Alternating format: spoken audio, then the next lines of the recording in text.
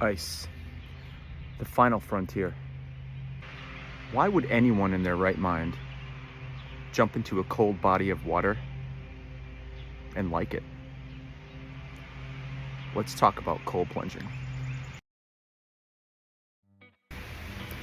Let's talk about increased metabolism and its relation to brown fat. When cold touches the skin, it activates the hypothalamus to stimulate brown fat and shivering, which ultimately increases metabolism.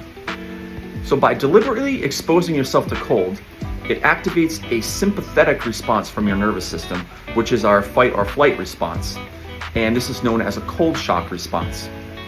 The activation of chemicals known as catecholamines, mainly norepinephrine, epinephrine, and dopamine, are also increased when you have this exposure.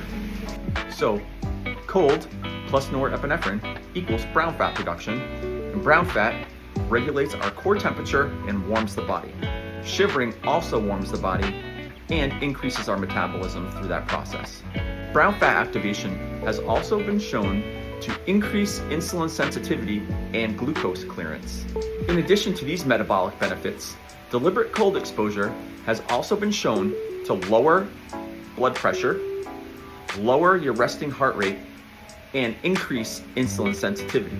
Now, if you're also using a sauna as part of your wellness routine and cold therapy, ending on a cold cycle and allowing yourself to warm naturally is known as the Soberg principle. Dr. Susanna Soberg is a researcher, and this is named after her process.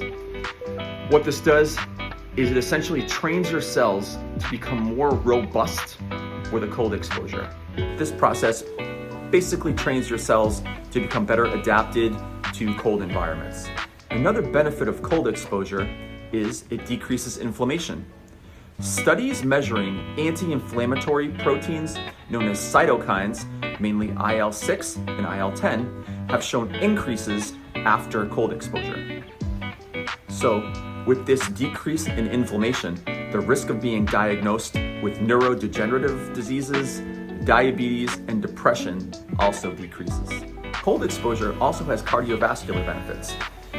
Exposure to cold causes vasoconstriction, or constriction of the blood vessels. This takes place in the smaller peripheral blood vessels in an attempt to force blood to the core in an attempt to keep you alive. We don't always get a chance to exercise these smaller and microscopic blood vessels, so cold exposure is a good personal trainer for these smaller vessels.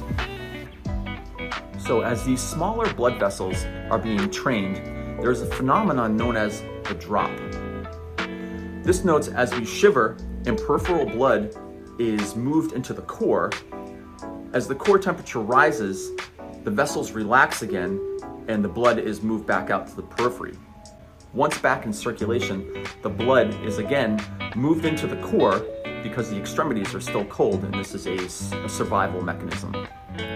Talk about a workout. Healthy stress is good for the body.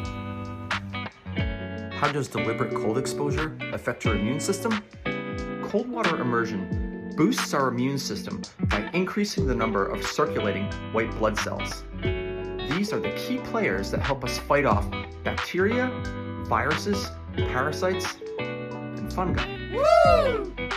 Studies of winter swimmers have shown that they have an increased number of white blood cells by about 40%. So if you're looking to fight the common cold or not get sick, try cold plunging. Cold exposure also affects mood and mental clarity. By introducing a stressor, it forces the body to survive by releasing catecholamines, which we mentioned earlier. Now, the big dog in this case is dopamine.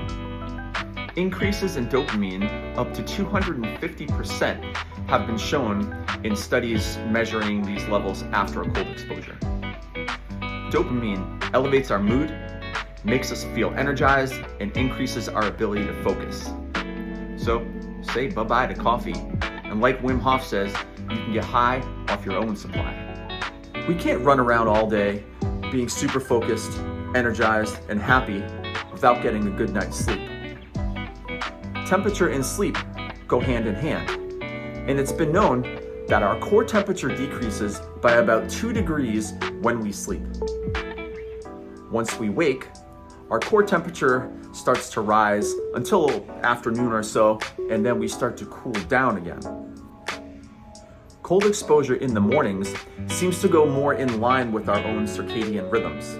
So if you plan to plunge in the morning or in the evening, just be aware that it could affect your sleep if you tend to plunge in the evening.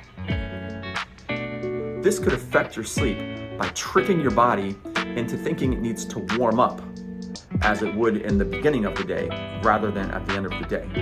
Many cold plungers report better sleep since cold plunging. Routinely exposing yourself to cold develops resilience and grit. We should do hard things and challenge ourselves, because I don't want to be soft and sedentary. So I view my cold plunging as developing a superpower. This practice affects your mindset, which is everything. As you begin to deliberately expose yourself to stress, here being the cold, those catecholamines we talked about earlier, norepinephrine and epinephrine, are released. So in this stressful scenario, you can learn to remain calm and maintain mental clarity and focus. So the next time you're exposed to a stressful situation outside of cold plunging, you can tap into this ability you've been developing and remain calm. This builds grit, that intangible quality that tough, robust, and rugged people possess, which moves them to the top of your apocalypse survival team. So zombies, beware. Cold exposure can also increase your testosterone level. The constriction and rebound dilation of blood vessels increases dopamine, and with this increased level of dopamine, that can also stimulate testosterone production. Cold exposure can also aid in strength training and recovery. If you plan on using cold exposure as part of your fitness regimen, this information can be helpful if you want to build muscle. If you're looking to build muscle after a workout at the gym, you should wait at least 4 hours before exposing yourself to cold, as this can actually inhibit some of the progress you're trying to make. On the other hand, if you're training for endurance, cold exposure right after a training session can decrease muscle soreness and improve your recovery times. So, all this information sounds great, and now you've made the decision to start cold plunging. So where do you start? Well, start slow and ease into it, and you should check with your physician first. As a disclaimer, people with certain cardiac conditions can have an adverse reaction to rapid cooling as it causes your blood vessels to constrict. So, once you've made the decision to get chilly, what method should you use? There are a few, but the top is cold plunging, like in an ice bath. Second most effective is a cold shower. And third is cryotherapy, which requires a cryotherapy chamber, which can be found at certain spas. But not everybody has access to that, but everyone has access to a cold shower. How cold should your cold exposure be? Now, there's no definitive temperature to start at, but I think somewhere around 60 degrees is mentioned often in studies and other information. Dr. Soberg says you should have an uncomfortable feeling when you're exposed to the cold, kind of like you're regretting the decision you just made. The key point of this practice is not the actual temperature of the water, but the act of adapting from being warm to being cold. Studies show that a combined time of 11 minutes per week in 1 to 2 minute sessions can yield the benefits of cold plunging. You can remain in the cold as long as you want. Currently, I do about 5 minutes with my cold exposure at about 38 degrees in the mornings. And I start off with this practice. It sets my mind right for the day. It's a hard thing that I've already accomplished first thing in the morning, so the rest of the day is relatively easy. So, if you're looking to try something new and exciting and challenge yourself, give it a shot tomorrow. Take a cold shower after you wash in the morning and as a nice warm shower. End on the cold. Try to stay in for 2 minutes and just breathe through it. You will get through it and you will feel great afterwards, I promise you.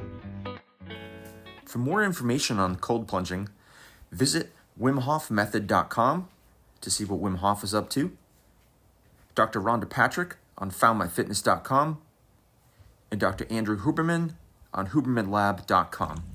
Happy plunging. If I can do it, you can do it.